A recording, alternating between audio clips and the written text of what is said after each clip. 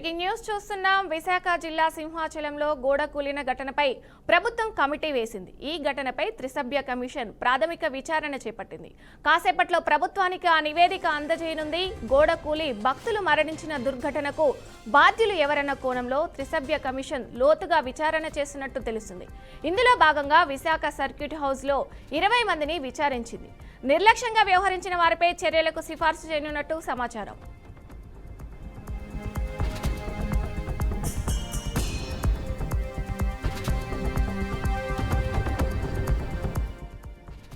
కాగా ఆలయం గోడ నిర్మాణం హడావుడిగా నాణ్యత లేకుండా కట్టడం వల్ల ఇలా జరిగిందని విచారణ కమిటీ చైర్మన్ సురేష్ కుమార్ వెల్లడించారు. గోడ డిజైన్, మెటీరియల్ విషయంలో కాంట్రాక్టర్ ఎలాంటి బాధ్యత తీసుకోలేదన్నారు. కూలిన గోడ నమూనాను సేకరించి పరీక్షలకు పంపించామన్నారు. మరోవైపు ప్రమాదంలో మరణించిన భక్తుల మృతదేహాలపై బంగారం మాయమైందన్న ఆరోపణలు వచ్చాయి. దీనిపై స్పందించిన పోలీసులు ఇదంతా అసత్య ప్రచారమని, చనిపోయిన వారి బంగారు నగలను వారి బంధువులకు అప్పగించినట్టు స్పష్టం చేశారు.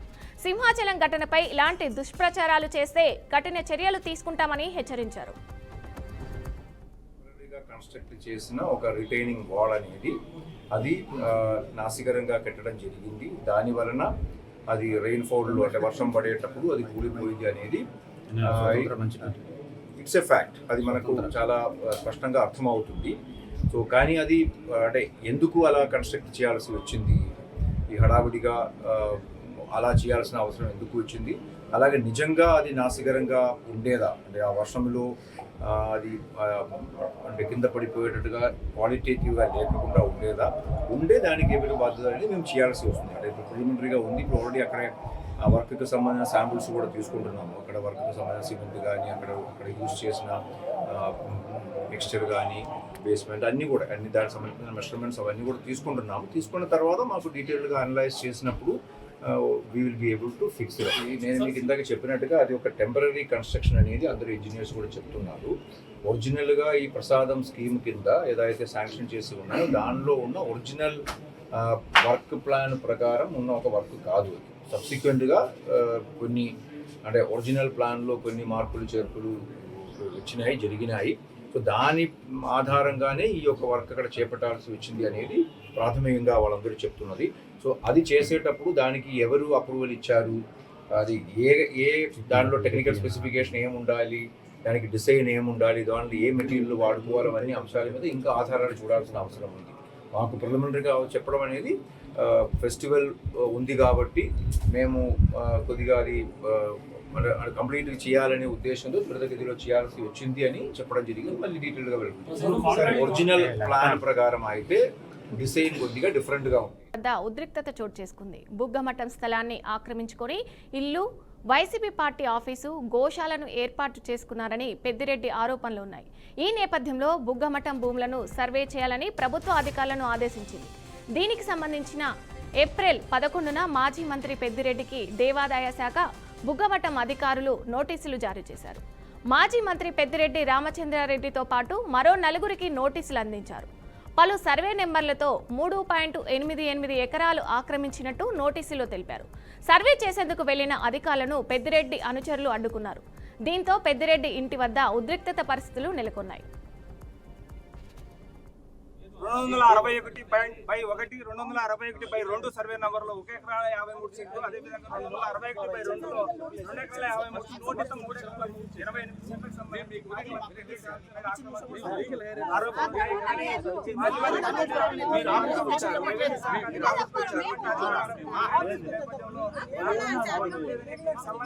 తమ్ముడు ద్వారకానాథ్ రెడ్డి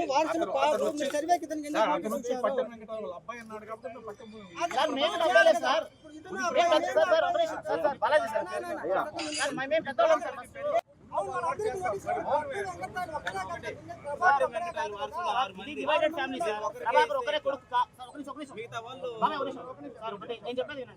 ప్రభాకర్ ఒక్కరే కొడుకు కాదు. ప్రభాకర్ ఇప్పుడు మునరత్నం కొడుకు మన పురంధర్ సార్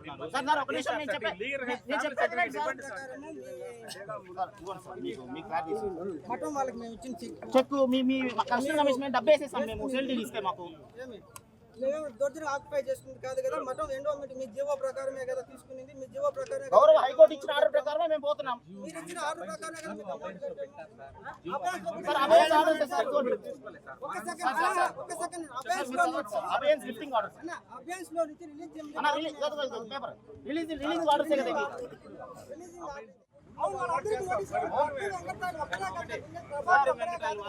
ఇది డివైడెడ్ ఫ్యామిలీ సార్.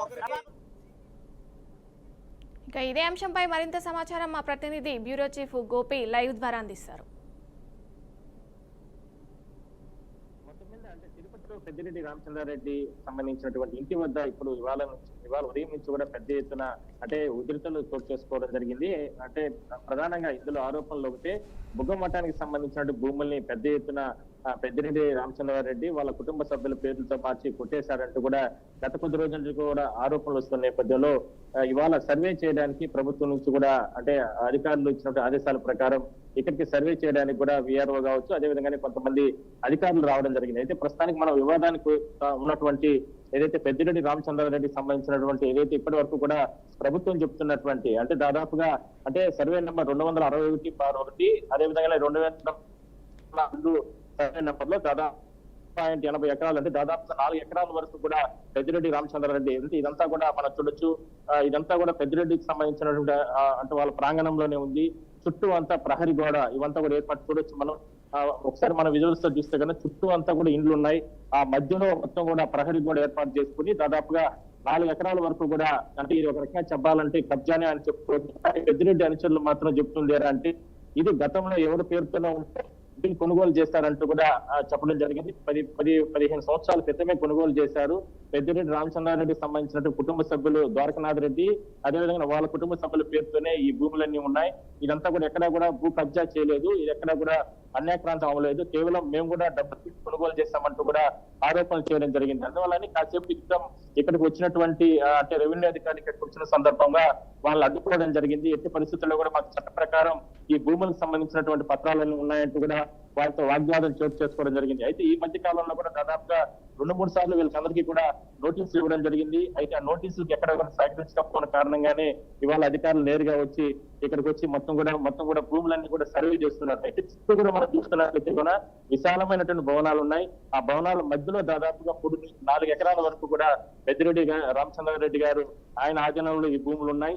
ఇవన్నీ కూడా ఫెన్సింగ్ ప్రహరీ గోడ ఏర్పాటు చేసుకుని ఇక్కడ ఆయన ఇల్లు కూడా ఉండడం జరిగింది. ఇదంతా మనం చూడొచ్చు.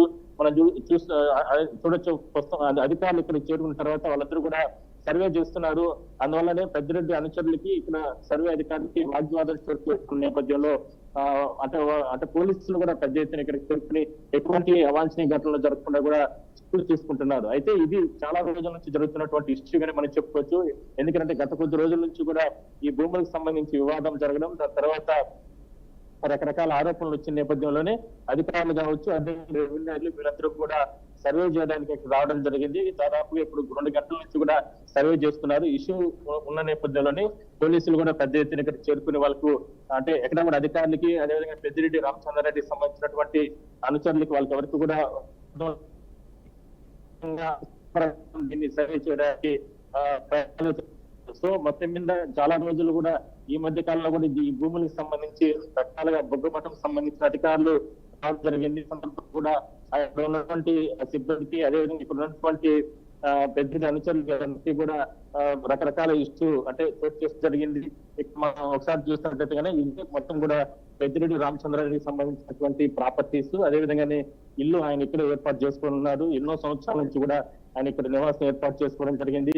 మొత్తం చూడొచ్చు పెద్దిరెడ్డి రామచంద్రారెడ్డికి సంబంధించినటువంటి రైట్ సైడ్ ఇక్కడ చూసుకున్నట్లయితే కన్నా గోశాల కావచ్చు అదేవిధంగానే ఇక్కడ ప్రహరీ కూడా ఇవన్నీ కూడా ఏర్పాటు చేసి కూడా ఉండడం జరిగింది. అంటే ఇదంతా కూడా పెద్దిరెడ్డి అనుచరులు చెప్తుంది ఒకటే, ఆయన కుటుంబ సభ్యులు కూడా చెప్తుంది ఒకటే. పెద్దిరెడ్డి ద్వారకనాథ్ రెడ్డికి సంబంధించినటువంటి ఆయన పేరుతో ఈ భూములన్నీ ఉన్నాయి. ఇవి ఎన్నో సంవత్సరాల క్రితమే మేము కొంతమంది రైతుల దగ్గర స్థానికంగా ఉన్నటువంటి రైతుల దగ్గర ఇక్కడ వాళ్ళకి లీజుకున్న నేపథ్యంలో వాళ్ళ పేరుతో ఉన్న నేపథ్యంలో వాళ్ళ దగ్గర నుంచి మేము డబ్బులు పెట్టి కొనుగోలు చేయడం జరిగింది.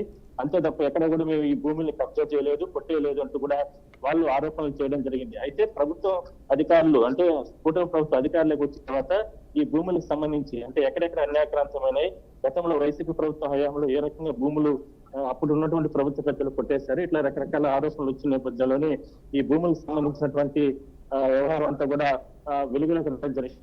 అయితే మొత్తం మీద అంటే సంబంధించి ఎక్కడా కూడా వివాదం లేకపోతే దీన్ని పూర్తి స్థాయిలో కూడా పరిష్కారం చేయడానికి అధికారులు ఆందోళన సర్వే చేస్తున్నారు. సర్వే ప్రకారం పూర్తి స్థాయిలో దీన్ని ఇవాళ అంటే దాదాపుగా 2 గంటల నుంచి కూడా ఇక్కడ అధికారులు కావచ్చు, అదేవిధంగా వీళ్ళు పెద్ద ఎత్తున ఇక్కడ చేరుకుని నేను సర్వే చేస్తున్నారు.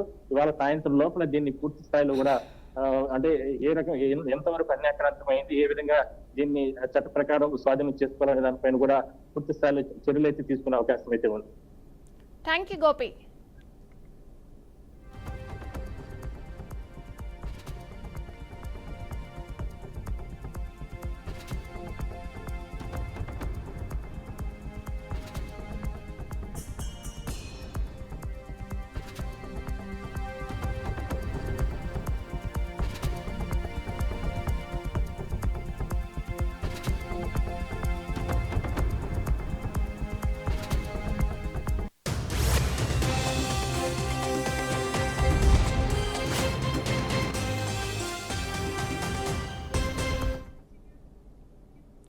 ఇండోనేషియాలో 3 భారతీయులకు మరణశిక్ష పడింది.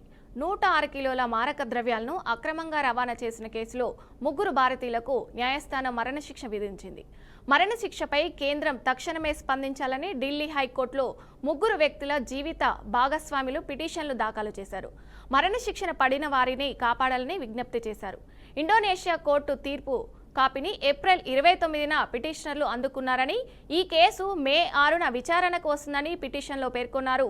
లేజెండ్ అక్వేరియస్ కార్గో నౌకలో 106 కిలోగ్రాముల క్రిస్టల్ మేత్ను అక్రమంగా రవాణా చేశారనే ఆరోపణలతో గత ఏడాది జులైలో తమిళనాడుకు చెందిన రాజు ముత్తుకుమారన్, సెల్వారుదయ్ దినకరన్, గోవిందస్వామి, విమల్కనందన్ అనే 3 వ్యక్తులు అరెస్టయ్యారు.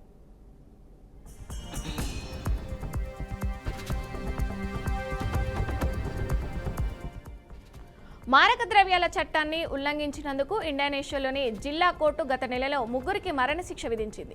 పిటిషనర్ విచారించిన ఢిల్లీ హైకోర్టు మరణశిక్ష పడిన 3 భారతీయులకు సాయం చేయాలంటూ ఇండోనేషియాలోని భారత కాన్సులేట్లోని ఢిల్లీ ధర్మాసనం కోరింది. తగిన న్యాయ సహాయం అందేలా చూడాలని కోరిందని నివేదిక తెలిపింది. దోషులుగా తేలిన భారతీయుల జీవిత భాగస్వాములు దాఖలు చేసిన పిటిషన్లపై హైకోర్టు ఈ పిటిషన్ జారీ చేసింది. ఈ విషయాన్ని దౌత్య స్థాయిలో కొనసాగించాలని విదేశాంగ మంత్రిత్వ శాఖను ఆదేశించింది. అలాగే దోషులు వారి కుటుంబాల మధ్య కమ్యూనికేషన్ను కూడా సులభతరం చేయాలని అధికారులకు కోర్టు సూచించింది.